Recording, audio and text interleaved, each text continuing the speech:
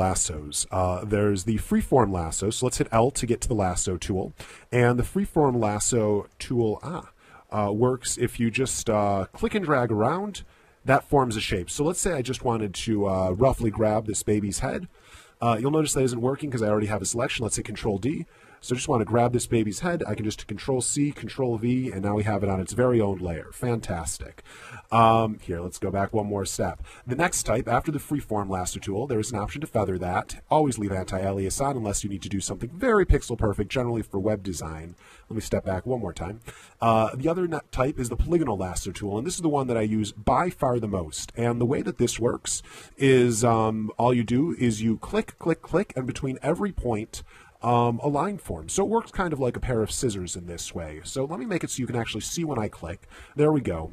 And now whenever you click, a line forms between each of those clicks. And in that way, you can cut out any shape you want. Now, let's say you've made a selection and you want to add to it. The way to do that is by holding down Shift and then adding to a selection. Now, let's say you start adding to a selection, you go a little bit too far.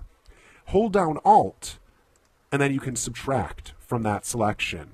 Control doesn't really do too much. It's not used that often here. You double click to close the selection. Now, one piece of advice that I have for you with the lasso tool is don't start a selection with it, because trying to cut around a complicated shape would take forever and you wouldn't be that accurate. Instead, start with something like the quick select and then move to the lasso tool. It's good for those final touches. So as far as technique, just zoom in a bunch, see if it's actually working on and off. So I'm just using the space bar to pan around to see where it's working and where it's not working. And I can see there's a little bit of a problem here. If you accidentally click it, you can always hit Escape to get out of it. So there's a little bit of a problem right here. I held down Alt, and now I can click these to get rid of it. Now let's say you are starting with a brand new selection. Something I suggest is instead of starting on the edge, most people will start on the edge. See how that's the very edge of it? Instead of starting on the edge, where if you double click and make a mistake, you get some shape like this forming. Or here, let's Shift select and keep adding to this selection right here. So here we go. I accidentally double click, and I get a shape that I don't want. Instead of starting on the edge, start in the middle. And that way, if you double click,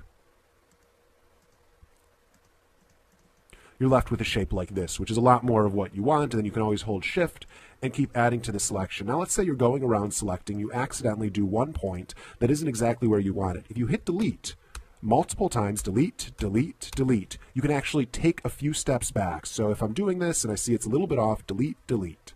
So that is the polygonal lasso tool. And then the last one is the magnetic lasso tool. And the way that that works is you click in the center first,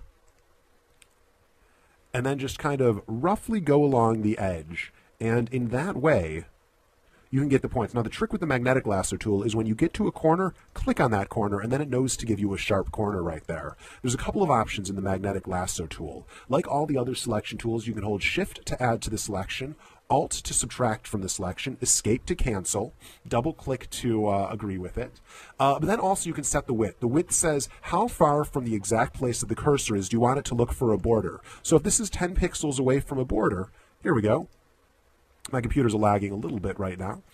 If this is 10 pixels away from the border, it'll still find that border. How much of a contrast do you need between the light and the dark? This is at 10%. That's pretty standard.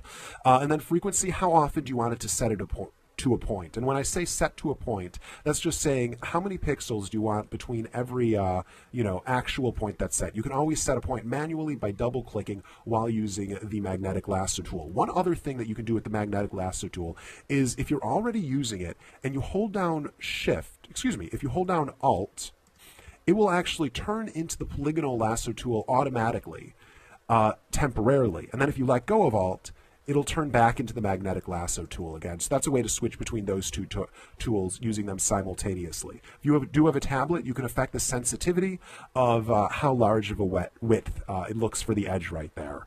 So those are the three lasso tools. And remember, these are the polygonal and magnetic lasso tool are mostly used to do changes after you've already used the quick selection tool or the wand tool, and the lasso tool is generally used just for rough areas. To deselect, hit Control D. And that's the lasso tools. For the full 4-hour Photoshop crash course, click on the link below. And to get more of the tools, just click on this link